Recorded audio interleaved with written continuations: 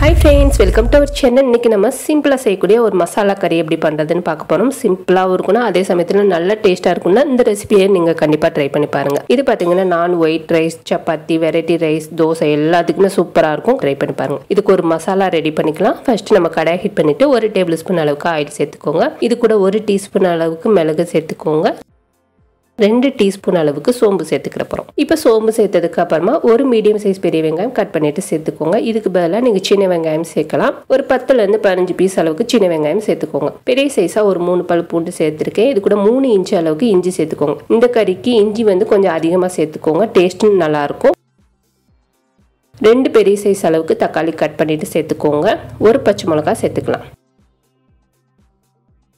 சேர்த்ததுக்கு அப்புறமா இதை சிம்ல வச்சு நல்லா வதக்கிற போறோம். கொஞ்சம் தேவையான அளவுக்கு உப்பு சேர்த்துட்டு நல்லா வதக்கிருங்க. உப்பு சேர்க்கும்போது சீக்கிரமாவே வதங்கிடும்.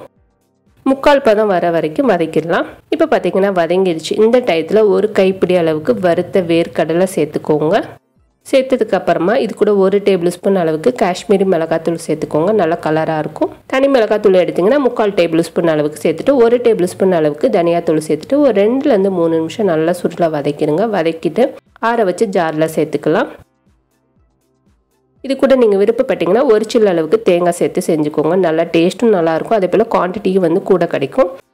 நான் இன்றைக்கி தேங்காய் சேர்த்து ஃபைன் பேஸ்ட்டாக அரைச்சிக்கிற போகிறேன். இல்லைன்னா நீங்கள் வதக்கின மசாலா மட்டும் வச்சு அரைச்சி கூட செஞ்சுக்கலாம்.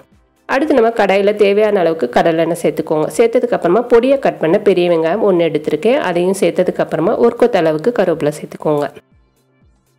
சேர்த்துட்டு கண்ணாடி பதம் வர வரைக்கும் வதக்கிடலாம். இப்போ வதங்கினதுக்கு அப்புறமா இது கூட 2 மீடியம் சைஸ் உருளைக்கிழங்கு கட் பண்ணிட்டு சேர்த்துக்கோங்க. இதுக்கு பதிலாக நீங்கள் காலிஃப்ளவர் சேர்க்கலாம். அதே போல் குடமிளகாயும் வச்சு செய்யலாம். உங்களுக்கு விருப்பப்பட்ட எந்த காய் வேணாலும் வச்சு செய்யுங்க. இப்போ கொஞ்சமாக மஞ்சத்தூள் சேர்த்துட்டு ஒரு 3 நிமிஷம் நல்லா வதக்கிடுங்க. எண்ணெயிலேயே நல்லா வதங்கினதுக்கு அப்புறமா நம்ம அரைச்சி வச்ச மசாலா சேர்த்துக்கிற போகிறோம்.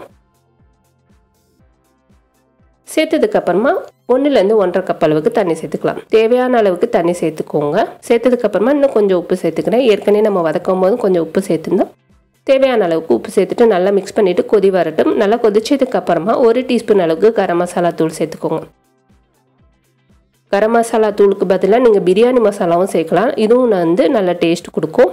இப்போ நல்லா மிக்ஸ் பண்ணிவிட்டு 10லேருந்து 15 நிமிஷம் நல்லா சிம்மில் வச்சு கொதிக்க வச்சிட்டிங்கன்னா சூப்பரான கறி ரெடி ஆகிடும். இதுக்கு மேலே கொஞ்சம் டேஸ்ட்டுக்காக நான் காஞ்ச வெந்தய இலைகள் சேர்த்துருக்கேன். உங்கள்கிட்ட இருந்துச்சுன்னா சேர்த்துக்கோங்க. இல்லைன்னா கொத்தமல்லி சேர்த்து கூட இறக்கிடலாம். இது ஒரு 2 நிமிஷம் நல்லா மிக்ஸ் பண்ணதுக்கு அப்புறமா நம்மளோட மசாலா கறி ரெடி ஆயிடுச்சு. இதே போல் நீங்களும் கண்டிப்பாக ட்ரை பண்ணி பாருங்கள். இந்த வீடியோ உங்களுக்கு பிடிச்சிருந்துச்சுன்னா லைக் பண்ணுங்கள், ஷேர் பண்ணுங்கள். மறக்காமல் நம்மளோட சேனலுக்கு சப்ஸ்கிரைப் பண்ணுங்கள். தேங்க்யூ.